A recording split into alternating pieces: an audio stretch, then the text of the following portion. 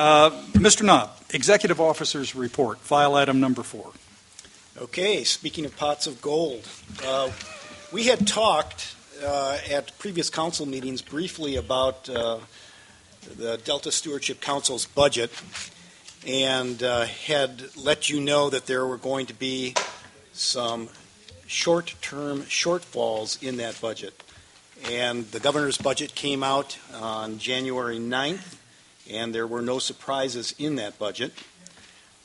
And I've given you a one-page handout that basically describes last year's budget, the governor's budget, and then the governor's budget within the box there that demonstrates what would happen after the spring budget review process.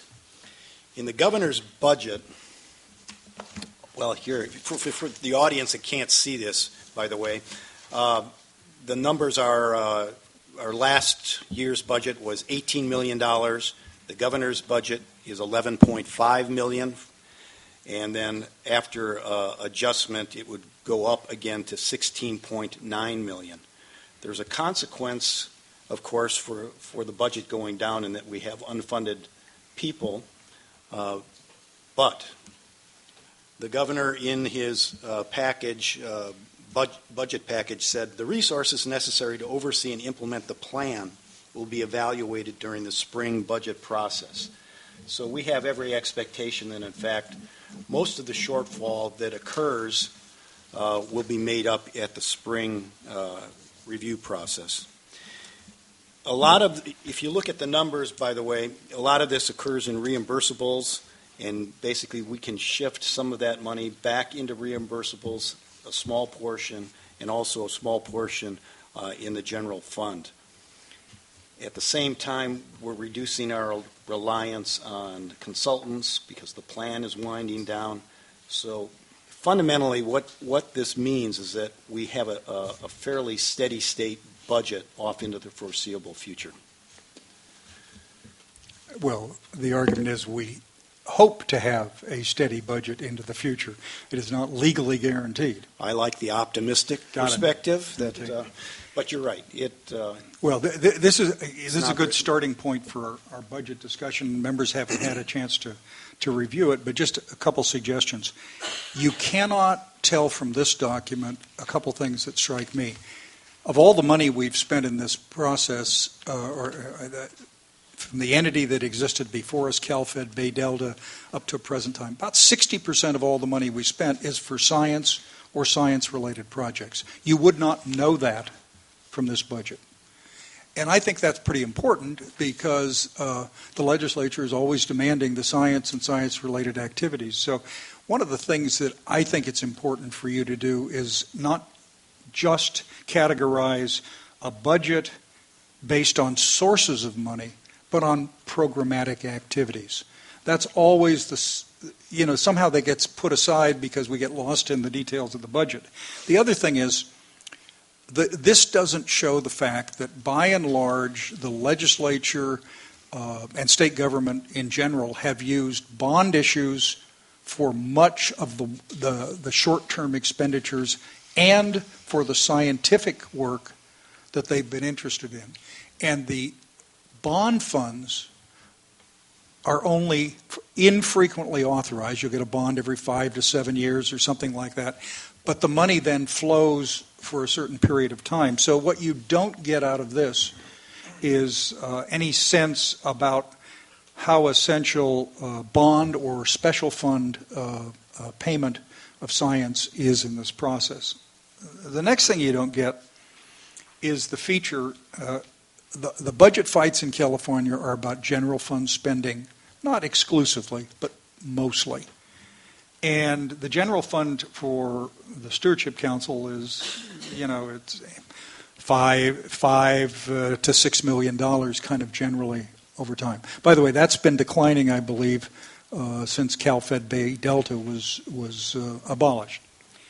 And it's that issue that causes us the most problem because the general fund is usually the subject of the greatest number of claims, but that's where the issues are. But equally, we haven't made clear when the category of federal and reimbursement are included, they're not quite like fee-for-services, but they're kind of like fee-for-services. For example, the Delta lead scientist is paid for by the federal government as an employee of USGS. USGS, United Geologic Service.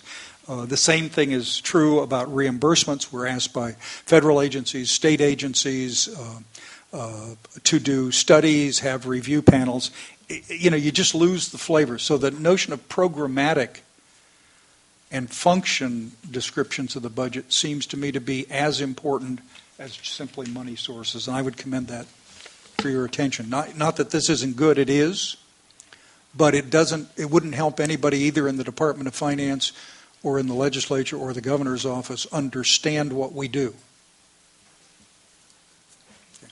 Agreed. Okay. Okay, the next item I have, just a brief update on the Delta plan. As you recall, we had a discussion at our December meeting, I believe, about performance and meeting deadlines. We've had a renewal of some of those issues come up. As a result, our consultant has changed their project manager for the plan updates. And this just occurred about a week and a half ago. And as a result, we've had a meeting with the new team, and I have a fairly high confidence that, in fact, they can maintain whatever schedule we set up at this point. The only thing that has varied our schedule from our initial discussion, Gloria, you brought it up, was that we have a 15-day comment period that we may be using, but that still falls within our goal of getting an approved plan ultimately out by July 1st. We've talked a little bit about the comments, and I don't have anything to add on that, the breakdown of the comments.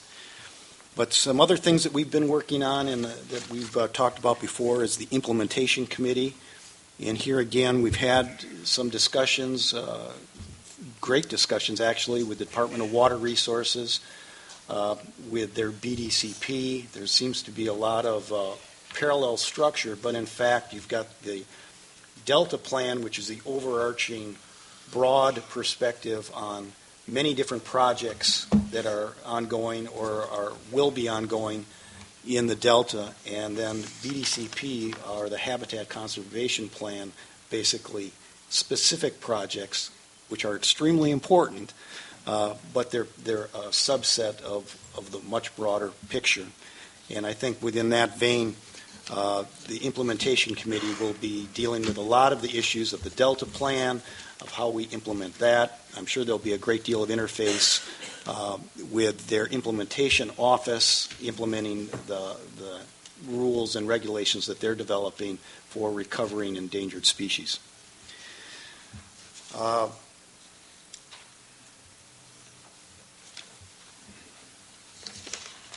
Let's see. The other thing we had of interest was there have been two reports recently by State Water Resources Board, which we will be sharing with you after we have a little chance to analyze them.